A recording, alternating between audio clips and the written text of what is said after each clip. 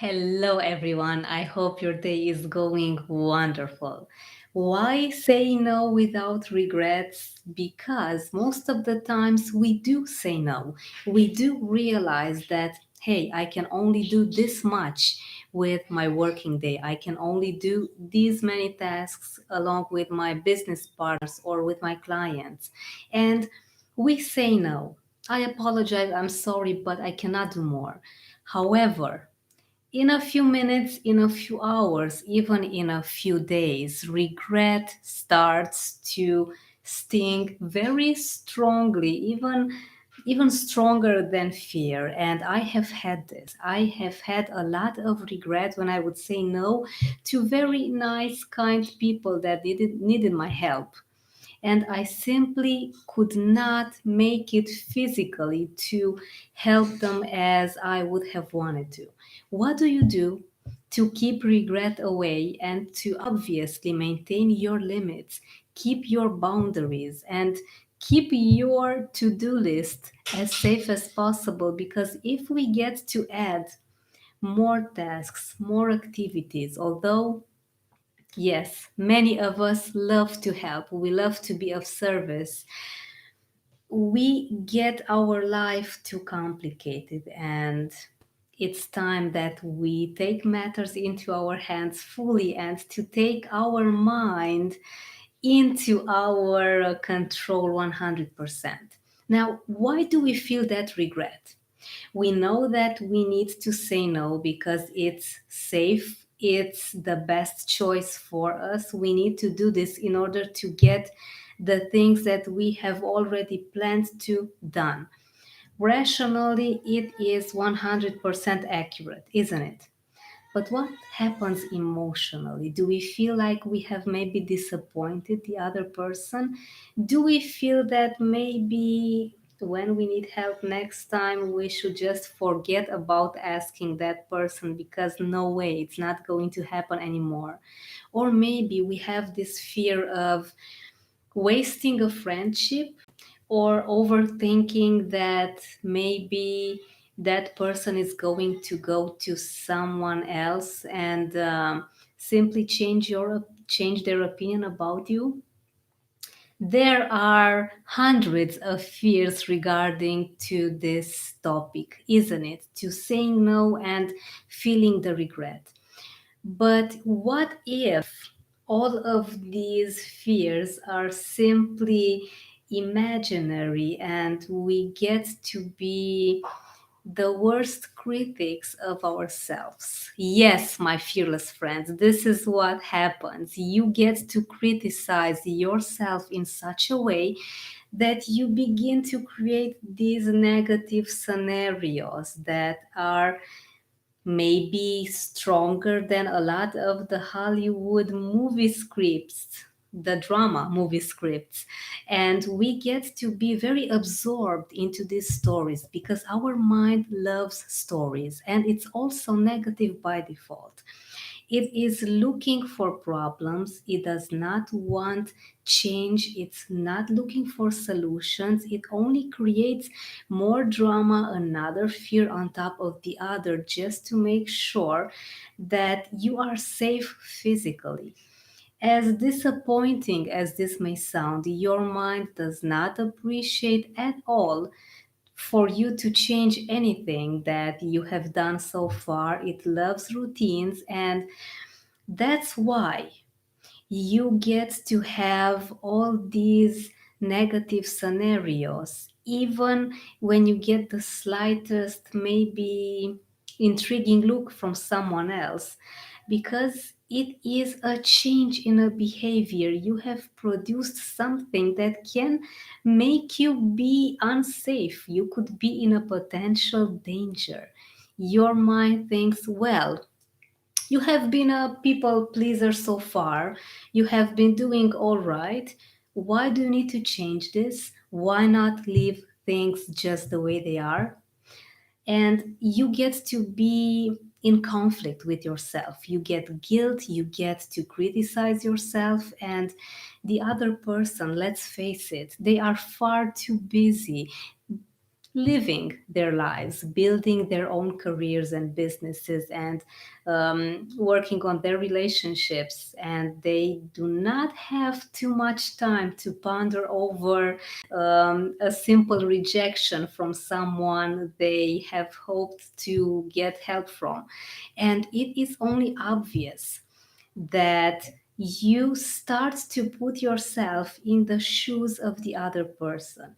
Get this very easy exercise of visualizing yourself. If someone says no when you go to them, do you get to be very criticizing of themselves, or do you simply say, okay, this person must be busy, let me go and try to figure things out on my own, or go somewhere else, and that's that. You spend 3 seconds thinking about this. This is an amazing way to stop overthinking, to stop criticizing yourself, because that's why you feel these fears. It's not that anyone on the outside is criticizing you. You are criticizing yourself because, my fearless friend, luckily, you cannot do, you cannot be, you cannot have more than what's already inside of you. If you nurture critique and guilt and conflict and a lot of drama scenarios inside of your mind, this is what you will believe that the other people are thinking as well. But this is false. You cannot know what other people think of you unless you think this about yourself. So start accepting that you have your decision, you have your own ways of dealing with everything without getting other people in situations that would mean they need to ask for help from other people. You don't put anyone in danger if you say, no, that's okay, maybe next time. I want you to feel safe when doing this, because you are entitled to have your to-do list done in your at your own pace, in your own style, in your own way, and there is no one out there that can criticize you unless you do that. Start accepting yourself. Start to be more gentle and more compassionate with yourself, because there is only that much that you can do. Control is not what you want. You want freedom of movement. You want to be with a relaxed state of mind at all times. You want to be productive. You want to have a good, joyous, helpful mood so that you can help other people. But if you don't put yourself first, if you don't give credit to your needs first, there is no one else that you can help out there unless you help yourself first. You know this great saying when the flight attendant says that if you're with a child and something happens and the pressure goes down in the flight cabin, then you need to put the oxygen mask on your face first, and then attend to your child and to other people. You cannot save anyone if you are not your own savior first. And let me tell you a story. This is actually very funny about criticizing and thinking that other people are going to judge you and that they have negative thoughts about you. I remember that I was around 21 or 22 years young, and I had this fear that people are going to laugh at me if I go dressed in a certain way, if I have a skirt that is maybe too short, or if I have a blouse that is not looking its best, or if my makeup doesn't look perfect. And I was feeling anxious most of the times. I couldn't look people in the eyes. I was afraid that they would criticize me, they would mock me, they would talk behind my back. And guess what I was doing? I was doing those things to other people. I would be the one that would criticize a woman, a girl, a man. Oh my God, look at how they are dressed.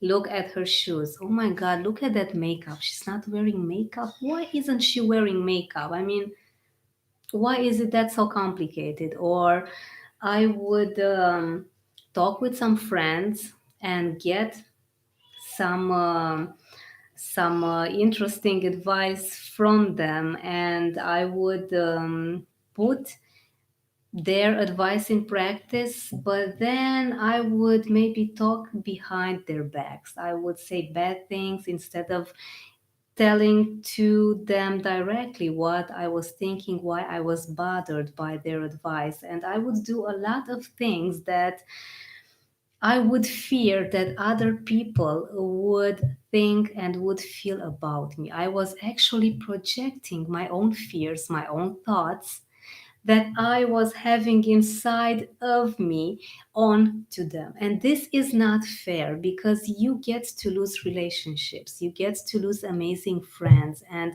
valuable people start to live your life unless you start to put yourself first. Attend to your needs, be honest with yourself, and then you get to be honest with the other person. Because if you say yes, yes, then you don't feel that guilt of saying no anymore. But then you will be frustrated because you got with your work, you were left behind, you wanted to do something else, but then you got to help them for maybe more than you have wanted, maybe an extra hour or two or three. And what do you do then? Do you pretend that you're happy? Okay, you help them. But what about your feelings? What about the frustration that builds inside of you? You need to then pretend. And I did this. That's why I'm telling you this. Do not do this. Put your needs first. Be honest with yourself, and there will be no more regret. I used to pretend I would be happy. Yes, I would spend 2 hours or 3 hours helping someone at my day job a few years ago with something that wasn't mine to do. But then the next day, I had to do an extra 3 or 4 hours to stay longer just to finish my own tasks. And this was awful. And I would pretend, yes, I'm happy, I'm a helpful person. But I was miserable. What is the ethic in this? It doesn't make any sense, does it? I want you to let me know what are your thoughts about this topic and how are you going to put an end to regret from now on? Because you understand that if you say no to others, it's a yes to yourself. Have an awesome day ahead, and I will see you tomorrow with another great live topic.